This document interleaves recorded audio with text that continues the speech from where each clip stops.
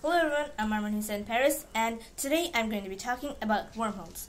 So before we start talking about wormholes, we need to know what are wormholes, how are they created, what are the types, and the problems created by wormholes. So firstly, we need to know about Einstein's quantum theory and theory of relativity and stuff like that before we even touch wormholes. So before, space was pretty simple. Space is like a wooden plank. It can be cut, it can be shaped, and there are stands holding planets and where all action has happened. When you take all the planets and the stars and everything out, there will still be remained empty space. But Einstein's theory proves that space is like a water bag. It can be torn, it can be sewn, and stuff like that. So let's say all the planets and all the stars and things are objects, and these objects have mass which dents the water bag, and that can lead to holes. And when two parts of the holes are connected, they create a wormhole. So now we know what a wormhole is.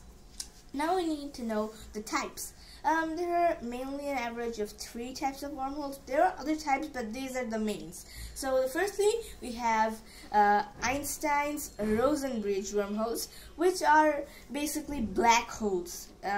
So instead of this theory suggesting that black holes take you in and suck you to the core and turn you into singularity, it says that no, what if black holes are actually wormholes? They have like a white hole and the other side, and they'll take you to the parallel universe, and this universe everything works in backwards, so time moves backwards, and instead of black holes sucking things in, they throw stuff. So if that was the case, you still wouldn't be able to use this wormhole, because the gap between the black hole and singularity and the other side is so big that you wouldn't be the stuff that comes out of the white hole. You would be dead, a corpse, to say the least. And so the second type of wormhole is string theory wormholes, or the quantum theory wormholes. These suggest that these take place in the Big Bang theory. So these suggest that when the Big Bang happened, there were tiny parts of the space that were missing. There were like holes in there, and these holes were held up by strings, quantum strings to be exact. These strings are powerful and they're made of exotic matter.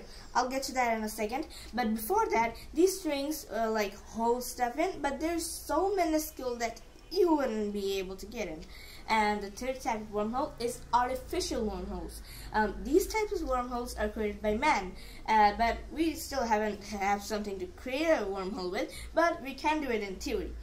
Let's say we manage to dent something to space and time, so we manage to get one end here and another end here. We make a wormhole, but still gravity is a force. This force tries to close things, and whenever we make a wormhole, they'll make a black hole in the middle, and we'll just have the Einstein's Rosen-Bridge wormhole. We do not want that. We want it can actually be possible and in a pretty standardized size.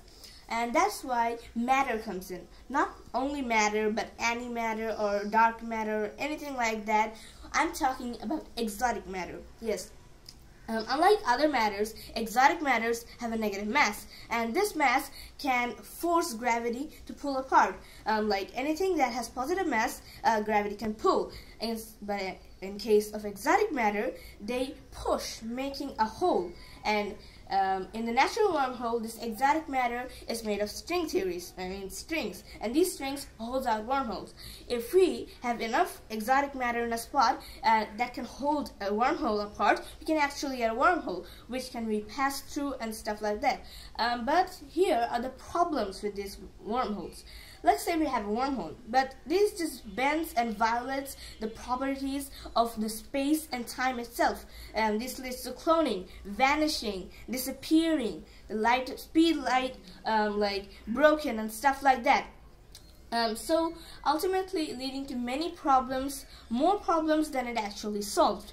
So thank you for listening to me. That's all for today. Thank you. Assalamu alaikum.